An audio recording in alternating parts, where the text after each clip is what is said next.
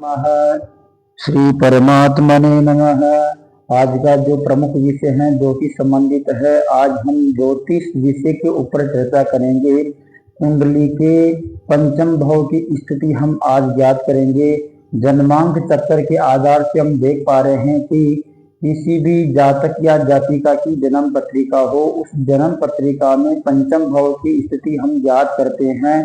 पंचम भाव से हम देखते हैं कि मंत्र तंत्र विद्या और उपासना की हम स्थिति चेक करते हैं, और हम इसके साथ साथ जातक या जातिका की हम विशेष रूप से जन्म पत्रिका में स्थिति ज्ञात करते हैं।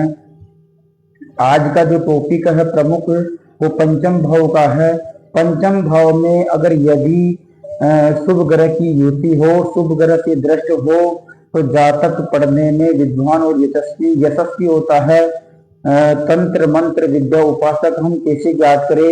यदि पंचम भाव का स्वामी पंचम भाव में हो, यदि पंचम भाव का स्वामी पंचम भाव में हो, या त्रिकोण राशि में हो, त्रिकोण भाव में हो, या केंद्र भाव में हो, तो जातक पढ़ने में यशस्वी और विद्वान वाचाल रहता है। यदि पंचमेश का स्वामी बुध गुरु के साथ में त्रिक स्थान पर हो, तो जातक पढ़ने में मंद बुद्धि रहता है। कहने का मतलब यह है कि पंचम भाव का जो स्वामी है वो षष्टम त्रिक स्थान होते हैं 6, 8 और 12। अगर यदि षष्टम अष्टम और द्वादश भाव में हो, तो जातक पढ़ने में मंद बुद्धि रहता है।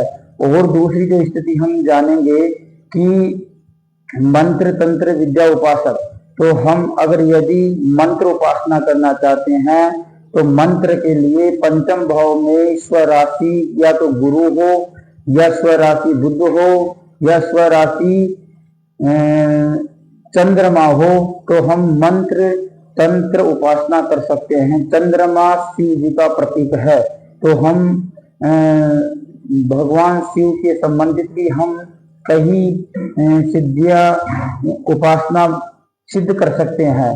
तो आज का जो विषय है पंचम भाव संबंधित है। पंचम भाव की स्थिति हम सहजता से देख पा रहे हैं कि यदि पंचम भाव में शुभ ग्रह की दृष्टि नहीं हो, पाप ग्रह से दृष्ट हो, और तमोग्रह की युति हो, या तमोग्रह के साथ में पाप ग्रह की युति हो, तो वह न तो तंत्र मंत्र उपासना में कभी भी सफल नहीं होगा। ऐसी स्थिति पंचम भाव के आधार से हम बता सकते हैं। और आगे का जो प्रमुख विषय है, कल षष्टम भाव की स्थिति हम ज्ञात करेंगे। इसके अलावा हम फिर नवमास स्थिति भी देखेंगे, चंद्र कुंडली भी देखेंगे। इसके अलावा हम गृहस्थान त्रिशांसा हो रहा ये भी हम जानेंगे। और हम जो अगला टॉपिक निकालेंगे वे द्वादश राशियों के ऊपर दैनिक भविष्य फल की भी स्थिति आपको बताएंगे।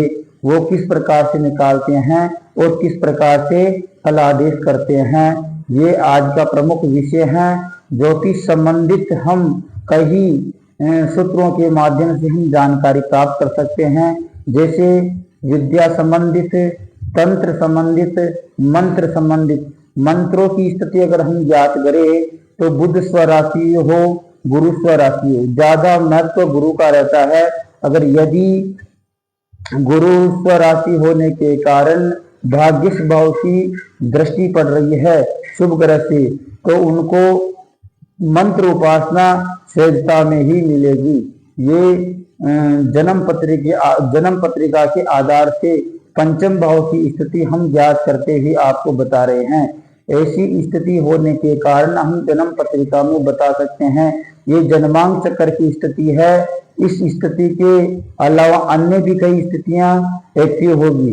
वो जो स्थितियां एक्टिव होगी वह अगले चार्ट में हम आपको बताएंगे। जय श्री राधे, जय श्री कृष्णा।